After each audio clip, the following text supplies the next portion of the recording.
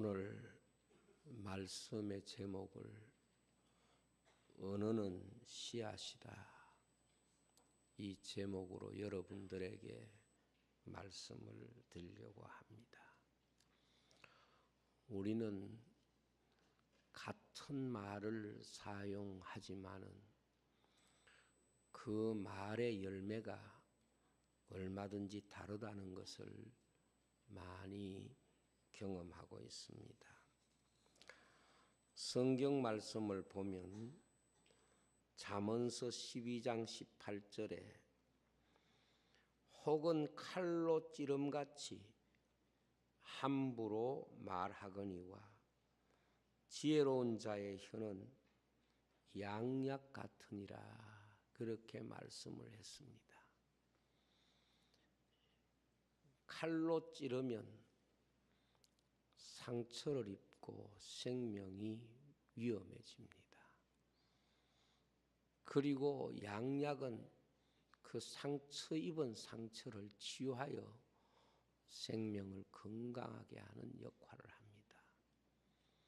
근데 이 칼과 양약을 다 같이 말로 성경은 말씀하고 있습니다. 어떤 사람의 말은 상대에게 칼로 찔러 생명을 위협하는 것처럼 깊은 상처를 주게 되고, 어떤 사람의 혀는 양약 같아서 그 깊은 상처를 치유하는 힘이 있다는 것을 말씀하고 있습니다. 제가 이렇게 설명하지 않더라도 우리는 언어의 이 극단적인 모습을 거의 매일같이, 심지어 한 사람에게서도 얼마든지 느낄 수 있는 그런 영적인 정서라고 생각을 합니다.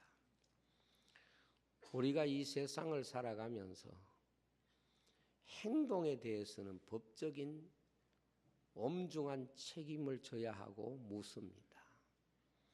그래서 우리가 남의 것을 훔쳤다든지 또 남에게 해를 끼쳤다든지 이렇게 될 때에 그는 죄인이 되어서 자신에 대한 행위에 대한 대가를 지불해야 됩니다. 그런데 사람은 말에 대해서는 좀처럼 그런 도덕적인 책임의식이 약하다는 것을 느낄 수가 있습니다. 그런데 성경은 우리에게 오히려 행동보다 말에 더 무거운 책임을 지라고 말씀하고 있고, 말의 결과가 어떤 행동의 결과보다 훨씬 더 하나님께서 무겁게 책임을 물으신다는 것을 알 수가 있습니다. 심지어 거짓말을 하게 되면 그것은 거짓의 아비가 되는 마귀를 쫓는 것이고, 형제에 대해서 욕하는 것은 살인하는 것과 다르지 않다. 이것이 바로 예수님의 말씀입니다. 때문에 우리 성도들이 신앙생활을 할 때에 굉장히 중요하게 생각해야 되는 요소가 뭔가 하면 우리의 언어입니다. 언어는 마치 씨앗과 같아서 무엇으로 심든지 그 자체는 대단히 미미하지만은, 그러나 그 속에 있는 생명 때문에 엄청난 다른 결과를 가져올 수 있습니다. 예수님의 많은 비유 가운데 첫 번째 비유가 씨를 뿌리는 비유입니다. 결국은 그 씨를 거두는 것이, 이것이 바로 신앙생활의 전체를 설명하는 요소들인데, 그 씨가 무엇인고 하면 바로 주님이 해석하기를 말씀이라고 말씀하셨어요. 그러므로 주님의 말씀을 통하여 우리의 한평생의 삶이 결정될 수 있듯이 우리가 하는 말을 통하여 하나님 앞에 우리의 이웃에 대하여 우리 한평생의 중요한 그런 책임에 관한 요소를 늘 물어야 한다는 것을 말씀하고 있습니다. 그러므로 성경은 사람이 하는 그 말에 대하여 하나님께서 열매를 주신다고 말씀하시면서 오늘 말씀이 무슨 말씀인가 하면 입술에 열매를 짓는 나 여호와라고 하나님께서 우리의 입의 말에 대하여 결과를 주시는 분이시다. 이것을 말씀하고 있습니다. 우리는 우리 행위에 관해서는 그 결과가 당연한 것처럼 받아들이면서도 우리 말에 대하여 그 결과에 대해서 가볍게 여기는 경향이 참 많습니다.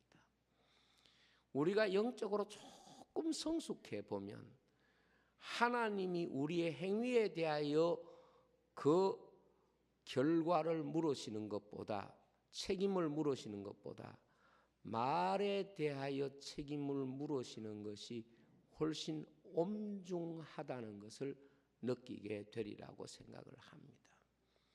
성도들과 대화를 이렇게 해보면 행동에 대해서는 굉장히 민감하고 날카롭고 거기에 대해서 책임을 물어야 되는 이런 부분에 대해서 당연하게 생각하면서도 말에 대해서 책임을 묻고 무겁게 생각하는 사람을 만나기란 참 쉽지 않습니다.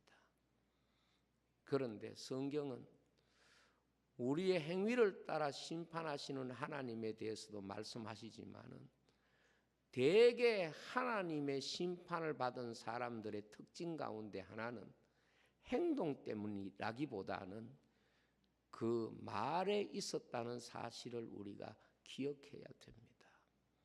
그렇기 때문에 성도는 자기 자신의 말로 자기 자신에 대한 신앙을 늘 점검해야 합니다. 왜 그런가 하면 우리가 받는 구원도 바로 하나님의 말씀을 믿는 데 있기 때문에 그렇습니다. 우리의 믿음이 어디에 있습니까? 믿음은 들음에서 나고 들음은 하나님의 말씀으로 말미암는다고 말씀했습니다. 내가 구원을 받는 놀라운 요소가 하나님의 말씀이라는 뜻입니다. 그 말씀을 하나님의 말씀으로 들을 수 있을 때 그게 구원이라는 뜻입니다. 여러분 성경을 보면 예수님의 십자가 사건이 있는데 예수님의 십자가에는 모든 언어가 다 집약되어 있다는 느낌을 느낍니다. 예수님을 향하여 조롱하는 사람, 또 예수님을 향하여 애척하는 사람들, 또 예수님을 향하여 울고 있는 사람들, 그리고 예수님을 향하여 아주 저주하는 그런 사람, 그리고 예수님을 향하여 십자가에서 내려오면 내가 믿겠다고 하면서 예수님께 자기 자신이 자신의 한 말에 대하여 반응하면 그것을 가지고 내가 믿음을 가지겠다 이런 말들을 합니다.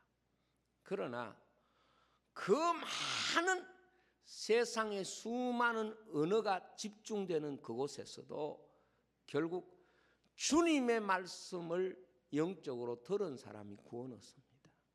그리고 주님을 향하여 자신의 신앙을 고백한 사람이 구원을 받은 것입니다.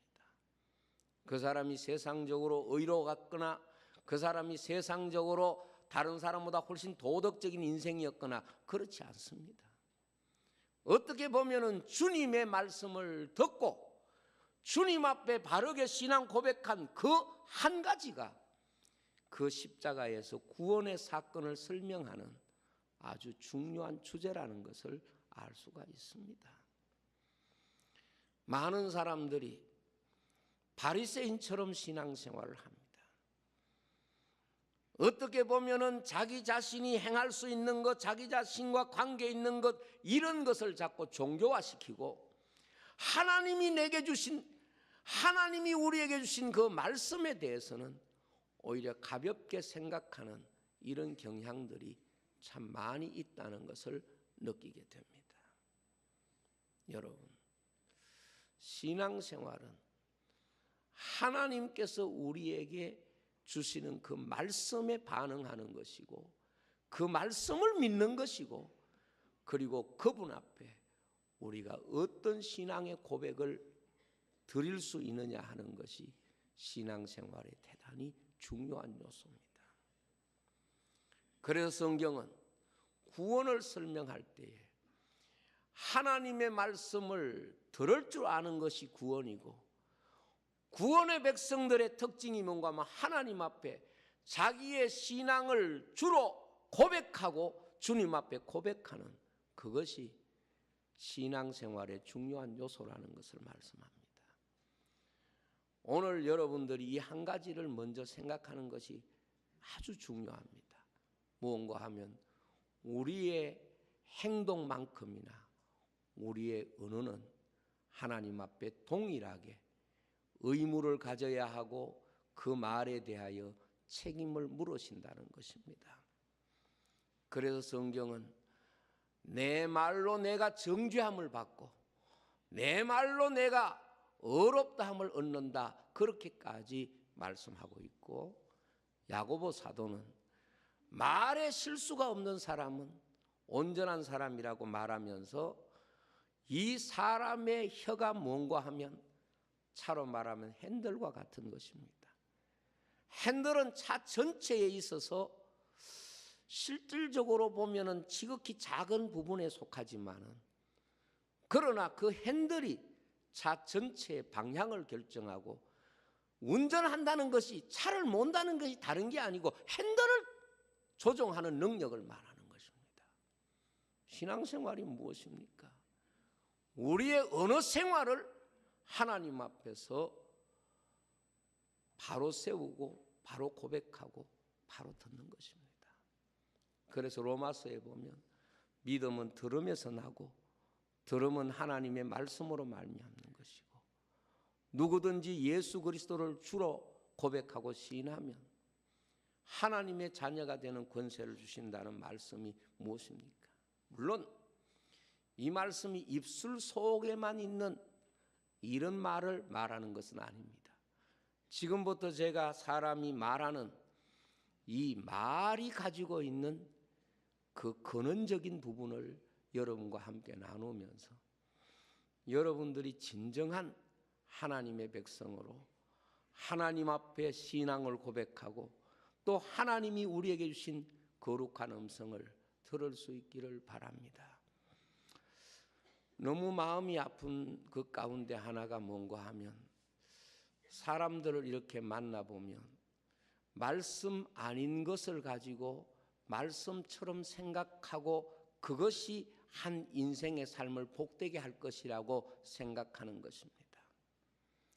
어떤 경우에는 많이 기도하고 또 하나님께서 이것을 말씀하셨다는 확신을 가지고 이야기를 할 때도 그런 어떻게 보면은 하나님의 말씀에 대해서는 가볍게 여기면서 자기 자신이 가지고 있는 생각과 경험과 이런 것들은 너무도 크게 생각하고 중요하게 생각하다 보니까 그것이 하나님을 아프게 하고 하나님을 섭섭게 하는 것을 모르는 경향들이 우리에게 너무 많이 있다고 하는 것입니다. 여러분, 우리가 성경을 보면 믿음을 달아보는 중요한 저울이 언어입니다. 그래서 거짓말하는 사람은 하나님 나라에 들어갈 수가 없다. 이것이 계시록에 하나님 나라에 대한 구원의 백성을 설명하는 데 빠진 적이 없습니다. 무슨 뜻인가 하면 언어 생활의 변화라고 하는 것은 우리의 변화 가운데 가장 중요한 변화입니다. 십자가의 한 강도가 그곳에서 변화된 모습을 보이는 것이 무엇을 통하여 나타납니까? 다른 거 없습니다. 바로 그 사람의 언어가 달라지는 것이고 듣는 것이 달라진 거예요. 이것이 그 십자가에서 구원을 설명하는 중요한 사건인 것을 믿습니다. 우리나라의 가정사역에 아주 큰 기여를 하신 정택이 목사님, 이 교수님이 사람의 말을 네 가지로 구분하고 네 가지의 말을 이렇게 분석을 했습니다. 첫째는 사람의 말이 입술에서 나오는 언어가 있다 하는 것입니다. 입술에서 나오는 말. 그 다음에 두 번째는 사람의 말이 머리에서 나오는 언어가 있다는 거예요. 이것이 지식에서 나오는 말입니다. 이걸 우리는 지식이라고 말합니다. 세 번째는 사람의 말이 가슴에서 나오는 언어가 있다는 겁니다. 이 말은 우리의 감성과 사랑 혹은 미움 같은 이런 우리의 감성에서 나오는 언어입니다. 네 번째는 우리 영혼에서 나오는 언어가 있습니다. 이 말은 믿음이 있어야 할 수 있고 믿음이 있어야 들을 수 있는 말입니다. 이 말을 할 수 있는 사람이 구원받은 사람이고 이 말을 들을 수 있는 사람이 하나님의 말씀을 들을 수 있다 하는 것입니다. 고린도전서 14장에 보면 내가 영으로 축복할 때에 무식한 처지에 있는 자가 내가 무슨 말을 하는지 알지 못하고 너의 감사에 어찌 아멘 하리요 하는 말씀이 있습니다. 첫째로 입술에서 나오는 언어입니다. 사람이 입술에서 나오는 언어는 사람의 귀에 들려지는 언어라고 표현할 수가 있습니다.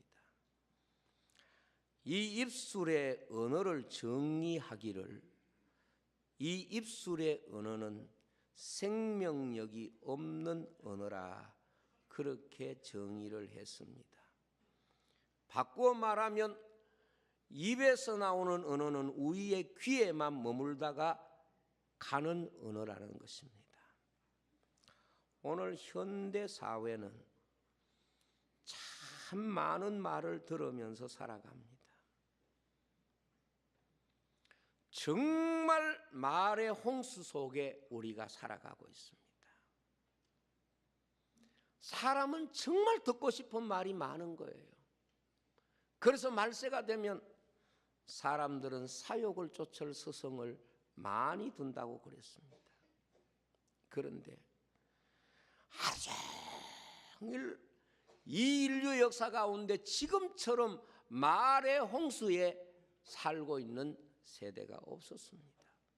그런데 하루 종일 말의 홍수 속에 살면서도 정작 홍수 때에 마실 물이 없어서 갈증을 느끼는 것처럼 우리는 하루 종일 말들을 듣지만은 정작 시간이 지나고 나면 우리는 대부분 그 말들이 나와 상관없는 말이고 그리고 내 속에서 잊혀진 말이 되는 것을 압니다.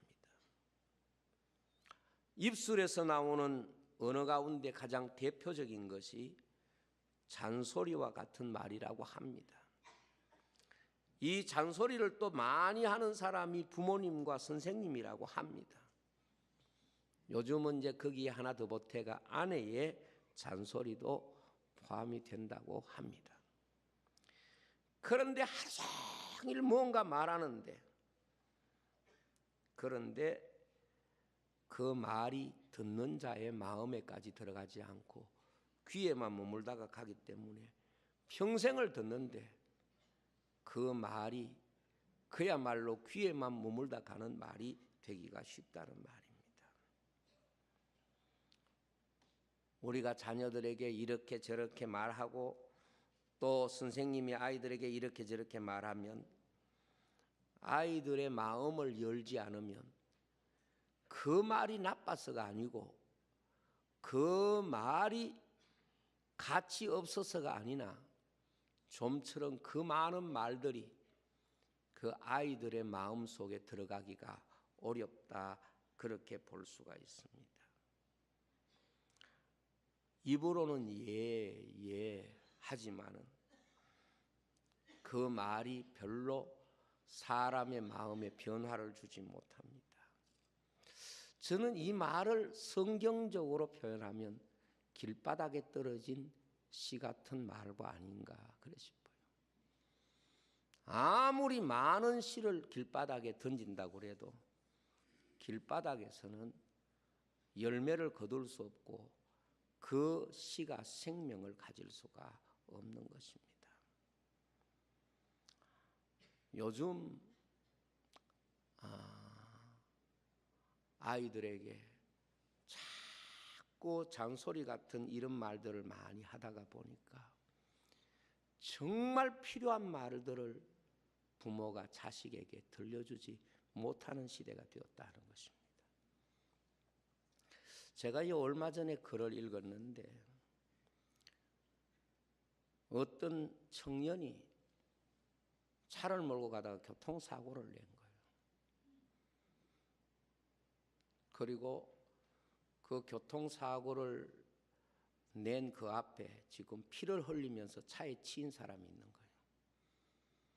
청년이 어찌할 바를 모르는 거예요. 그래서 아버지에게 전화를 걸었어요. 아빠 어떻게 해요 하는데 아버지가 마침 회의 중이라서 전화를 받지 않는 거예요. 조금 있다가 또 전화해도 회의가 길어지는지 전화를 계속 안 받나. 그동안에 차에 치인 사람이 죽어버린 거예요. 그러니까 이 사람이 차에 치인 죄보다 더 무서운 것이 그 뒤처리에 있어서 방치한 것이 된 거예요. 그래서 아버지가 경찰에 와서 울면서 이렇게 이야기를 했다고 그래요. 내가 자식들에게 요렇게 저렇게 쓸데없는 것들을 많이 가르쳤지만은 정작 이 아이가 자기 자신에게 어떤 문제가 있을 때에 사람으로서 해야 되는 이런 사람의 도리를 가르치지 못한 이 아버지가 잘못했습니다. 지금 가정의 엄마들이나 또 어떻게 보면 선생님들이나 이렇게 가르치는 것이 그저 눈앞에 보이는 그런 잔소리 같은 교훈은 많이 하는데 인생이 인생으로서 어떤 삶을 살아야 되는가, 이 부분에 대해서는 오히려 의존적인 사람으로 만들어서 아버지가 없으면, 엄마가 없으면 밥도 하나 못 먹고 아무것도 못하고 그냥 마치 우유병을 먹여주면 그것 들고 다 먹었다, 잘했구나, 이런 수준에서 넘어가지 못하는 이런 환경이 이루어지고 있다는 거예요. 마치 이것은 내비게이션 소리를 듣고 따라가는 운전자와 같습니다. 기계가 고장나면 아무 데도 못 가는 것입니다. 오늘 우리가 늘 기억해야 될 게 뭡니까? 그런 소리가 인간에게 있어서 사람에게 필요한 게 아닙니다. 사람에게 진정으로 필요한 소리는 우리가 밥 먹었느냐, 뭐 해라, 세수해라, 이런 부분들이 아닙니다. 오히려 그것보다는 그 영혼을 깨우고 그 영혼이 이 세상의 다른 사람에게 어떤 삶을 살아야 할 것인가를 가르치지 않으면 안 되는 거지요. 두 번째로, 머리에서 나오는 언어, 바로 지식은 사람의 머리를 채우는 언어입니다. 말세가 되면 세상에는 지식이 많아진다고 했습니다. 피조물 가운데 지식의 언어를 가진 존재는 사람밖에 없습니다. 사람 한평생 이 지식의 언어를 배우는데 얼마나 많은 시간을 보내는지, 우리가 이 머릿속에 지식을 채우기 위하여 보낸 시간을 계산해 본다면 일생의 삶 중에 엄청난 분량이 거기에 들어갔다고 보겠습니다. 어떻게 보면 우리 사람은 그 지식의 언어를 습득하고 그 언어가 내 속에 들어와서 언어적 구성과 지식으로 남아있기 위해서 참 몸부림치면서 배웁니다. 말씀을 준비하다 보니까 참 우리 사람이 어릴 때부터 배운다고 고생 많이 했구나, 그런 생각이 들어요. 구구단은 제가 초등학교 3학년 때 배웠습니다. 그때는 교실 바닥이 다 마루였고요. 걸레 집에서 해가지고 와서 양초 가지고 그 마루에 칠해놓고 그냥 닦았는데, 어떻게 닦게 했는가 하면 구구단을 외우게 했습니다. 근데 구구단을 다 외우는 아이는 집에 먼저 보내주고, 구구단을 못 외우는 아이는 계속해서 구구단을 외우면서 걸레질을 해야 되는 거예요. 처음에는 선생님이 구구단 다 외우는가 점검했는데 그것도 길어지니까 하나 불러가 5, 7이 딱 물으면 대답이 딱 나오면 한 3개만 딱 묻고 가. 딱 틀리면 다시 해. 이래가지고 가는 사람 부러워하면서 구구단을 그렇게 배웠잖아요. 사람이 무엇을 배우고 한다는 게 이게 그냥 말하는 거와 다르게 지식의 언어라고 하는 것은 굉장한 지식적 구조를 이해하지 않으면 짐승에게는 이런 언어가 없습니다. 오늘 현대는 정보화 시대라고 하지 않습니까? 지식을 많이 가진 사람이 가장 많은 기득권을 가지고 경쟁력을 가지는 시대가 됐습니다. 우리나라가 전 세계에서 대학 진학률이 제일 높다는 사실을 아시지 않습니까? 어찌 보면 어릴 때부터 평생을 지식 경쟁 사회 속에서 우리는 살아가야 됩니다. 좋은 대학에 들어가기 위해서 몸부림치는 이유도 사람이 지식의 소유가 적어지면 불리한 상황에 몰린다는 불안감이 있기 때문에 그렇습니다. 이렇게 지식이 많은 시대를 우리가 살아가는데, 지식은 우리의 손에 들려있는 기계를 통해서도 수없이 받을 수 있는 시대를 살아가는데, 그 지식이 우리의 마음의 언어의 갈증을 해소해 주느냐? 그렇지는 않습니다. 학교 교육을 통해서 머릿속에 지식은 많이 채우고 있지만 사람의 인격의 변화는 더 어려워진 시대를 우리가 살아가고 있고, 사람이 입으로 말하면 전문적인 지식을 말할 수 있지만 사람의 마음은 점점 메말라져 있는 느낌을 느끼고 있습니다. 여러분, 언제 한번 깊은 대화를 해보신 적이 있습니까? 지식이 아닌 정말 사람과 사람이 만난 대화를 한 적이 있습니까? 말세가 되면은 정보화 시대가 되고 지식이 많아져서 지식을 주고받는 대화는 많지만 그 너머의 대화를 우리는 실종해버리고 살아가는 이런 시대가 됐어요. 어떻게 보면 이것을 밭으로 말하면 돌짝밭과 같다는 느낌을 가질 수가 있습니다. 씨가 떨어졌는데 어느 정도는 자랐어요. 기쁨으로 받았어요. 좋았어요. 그런데 그게 우리 인생을 열매로 만들지는 못해요. 지식이 인간을 열매로 만들지는 못해요. 어느 정도까지는 자랄 수 있고, 어느 정도까지 삶의 변화를 줄 수 있고, 어느 정도까지 삶의 행복을 주는 것 같이 보이지만 그것은 돌밭과 같습니다. 어떻게 보면 햇볕이 나고 어려움이 오면 말라지는 거예요. 저는 사람들이 가지고 있는 이 지식의 언어가 가지고 있는 이 한계에 대해서 지금 절실히 느끼고 있는 그런 시대가 아닌가 싶어요. 분명히 과학적으로 보면 세상은 지식의 언어를 가지고 풍성한 삶을 사는 거 있습니다. 그러나 영적으로 보면 지식적인 언어는 마치 돌밭에 떨어진 씨처럼 그것이 한 인생을 구원하거나 한 인생을 변화시키거나 한 인생을 바꾸는 능력이 없다는 것을 느끼게 됩니다. 여러분, 지금 과거보다 훨씬 더 교육 수준이 높아졌음에도 불구하고 한 인생의 인격의 성숙도는 오히려 미숙한 단계를 벗어나지 못하고 있는 것입니다. 그래서 지금 오늘 현 시대를 말할 때 머리만 큰 사람을 만드는 교육, 그래서 학교가 이렇게 많은데도 불구하고 오늘날 사람들이 가장 쉽게 말하는 게 뭔가 교육의 위기라. 학교가 없습니까? 선생님이 없습니까? 선생님의 실력이 부족합니까?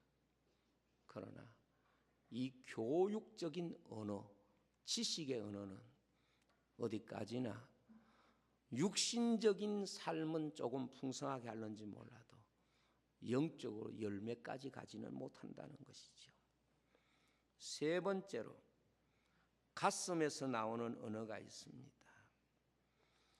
이 언어가 사람의 마음에까지 들어가는 것이지요. 고린도전서 4장 15절에 보면 그리스도 안에서 1만 스승이 있으되 아비는 많지 아니하니 그리스도 예수 안에서 복음으로 내가 너희를 낳았음이라 그랬어요. 무슨 말입니까? 1만 스승보다 때로 한 사람에게 더 큰 영향을 미치는 게 뭔가 하면 한 사람의 아비라는 거지요. 어떤 면에서 보면 사람에게 있어서 언어는 그렇습니다. 분량이 그 사람을 바꾸는 게 아닙니다. 한마디가 그 사람을 바꿀 수 있고 아무리 많이 듣고 들어도 길바닥의 시처럼 돌짝밭의 시처럼 아무것도 거두지 못할 수도 있습니다. 우리가 이 세상에 말을 할 때 성경이 그렇게 말씀하고 있습니다. 말을 많이 하여야 된다. 그렇게 생각하지 말라는 거예요. 예수님이 우리가 기도할 때도 중언부언하지 말라. 하나님은 말을 많이 한다고 들으시는 분이 아니시다는 거예요. 말의 진짜 가치는 숫자의 많음에 있는 게 아니다. 이게 예수님께서 가르쳐 준 것입니다. 마태복음 12장 36절에 보면 예수님이 이렇게 말씀했습니다. 내가 너희에게 이르노니 사람이 무슨 무익한 말을 하든지 심판날에 이에 대하여 신문을 받으리라. 그렇게 말했어요. 신문을 받는다는 말이 무슨 뜻입니까?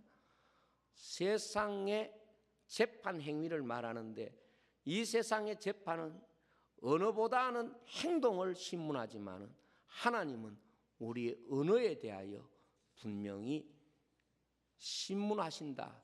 이것이 예수님의 말씀입니다. 오늘 우리가 이 세상에 살면서 참 단절감을 많이 느끼는 것은 이 언어의 단절입니다.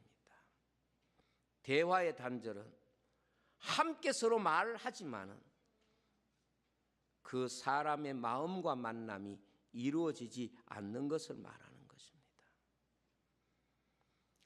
청개구리 이야기를 여러분 잘 알잖아요. 엄마가 말하면 꼭 반대로 듣는 거예요. 산으로 가면 강으로 가고 강으로 가라고 하면 산으로 가고.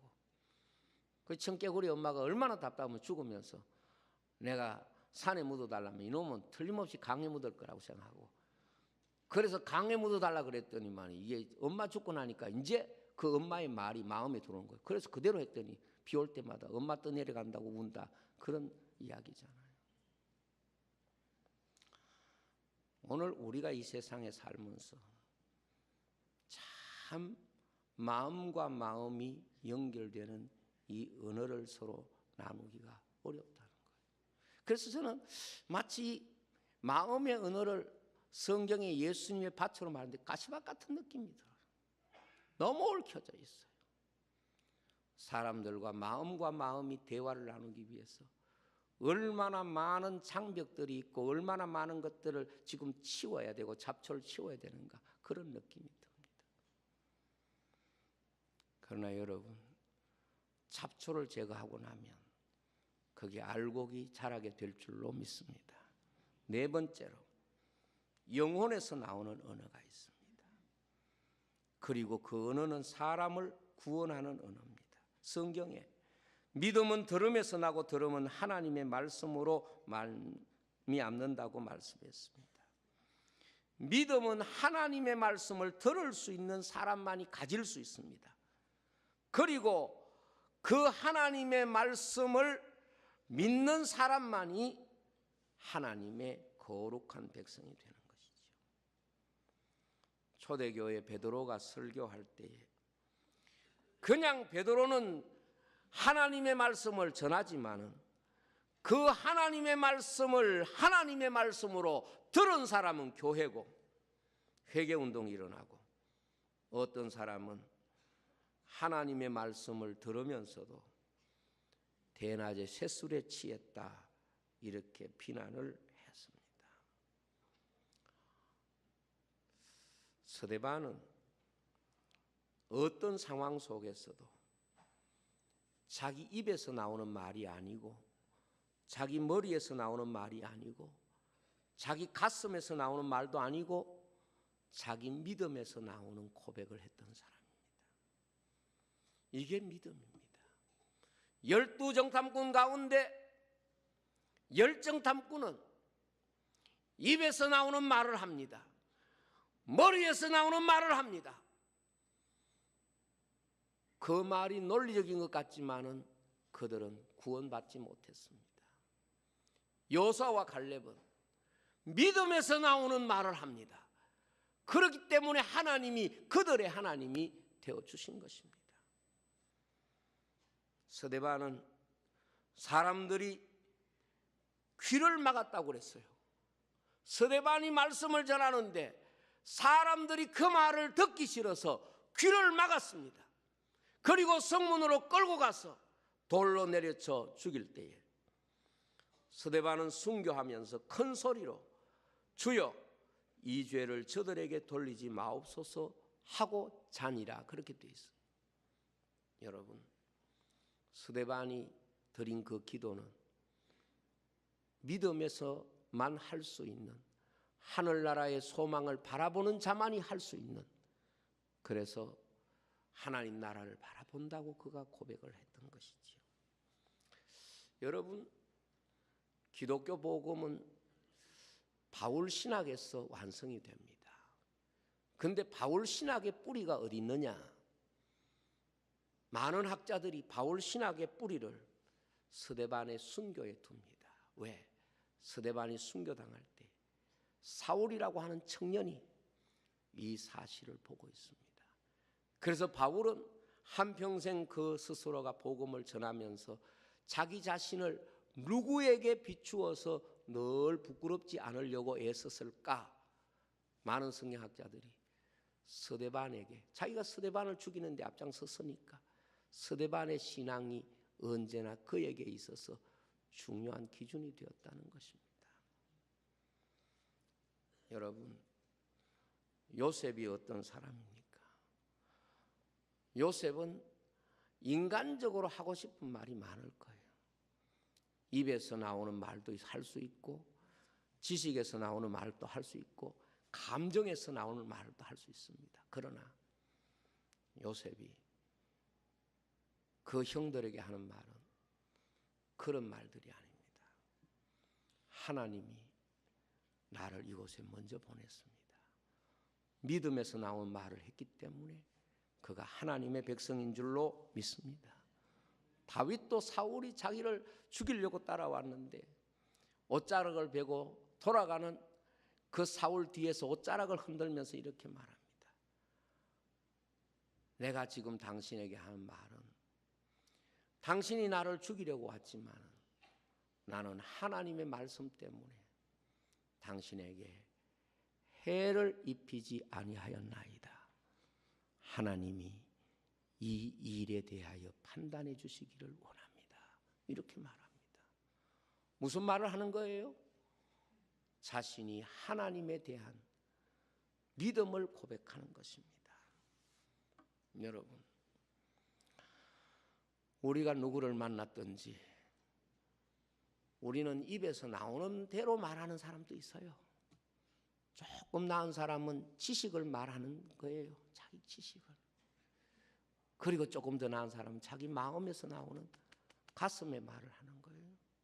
그러나 성도는 요셉처럼, 다윗처럼, 모세처럼, 스데반처럼 우리의 믿음에서 나오는 말을 할 수 있어야 될 줄로 믿습니다.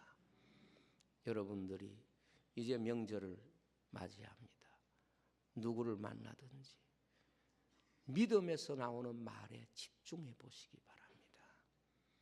그러면 하나님이 그 말에 놀라운 은혜와 복을 주실 줄로 믿습니다.